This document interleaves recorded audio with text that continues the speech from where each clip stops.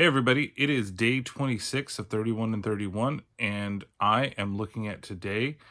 Um, some people consider it a knockoff of A Quiet Place, but it's The Silence. Now, the reason that I watched The Silence is because it said it had to deal with a cult, that there were the creatures and everything like that, but eventually a cult comes involved. And while it does, it's not very much of the movie. So I feel kind of lied to, but.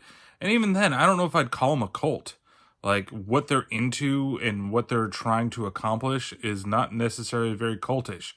They're just a bunch of people that did something to themselves. It's like body mutilating society. Maybe that's what they should be called. I don't know. Like, overall, the movie it's interesting, but it held my interest, like, throughout most of the movie, but ultimately, I just felt like it was kind of dumb.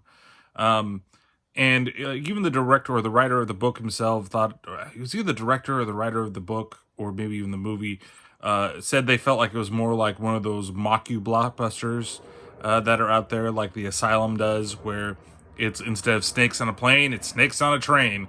Or in some regards, Mom, can we get a quiet place? We have a quiet place at home. That's what this is. This is A Quiet Place at Home. So what is the basic premise of this movie?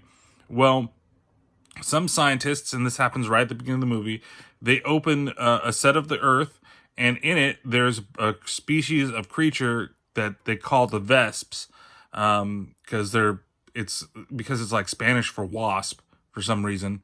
I'm like, okay, that's the reason that we're going to... lens flare.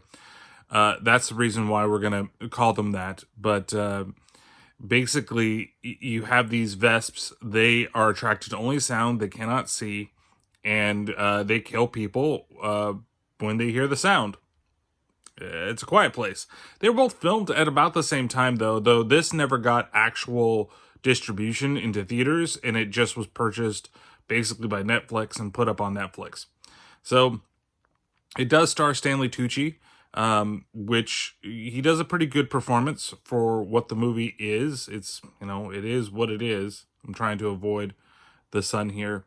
And there's a good performance from the lead who plays the deaf girl, that, because the family is able to understand and they learn sign language, this actually helps them in terms of evading the monsters and be able to communicate. And in the description of it, it says the cult wants her for her special powers or whatever, or the family. And it's like, what the real reason is really stupid. Like, and I'm like, special powers? She's got the special power of not being able to hear and being able to sign. Like, that's not a special power. Anybody and their mom can learn how to sign. I mean, some people take to it quicker than others, but yeah, it's just interesting. And she got turned deaf in an accident, not necessarily because she's been deaf from birth. So she talks like normal throughout the film, and she has a really shitty narration that goes over it that really sounds like it belongs in like a YA novel. I'm expecting that like bouncy music. Do do do do do. Oh, today the monsters came. Learn how it changed my life. It's just feels like that shitty the entire time. And while it has some like kind of tense moments to it, it's still not what I thought, it would ultimately be. So, I'm going to give this film 2 out of 5, Vesps. It could have been better. I think that just, Stanley Tucci I saw some critics say like, oh, he's wasted in this movie. And he really is, and it's weird that I watched 2 Stanley Tucci movies back to back, or movies start with Stanley Tucci. And he's very good. I think the cast is pretty good. The son, not necessarily. The whole thing with the grandma, I'm kind of like, kind of over it. But, it might be up your alley. It definitely wasn't up mine.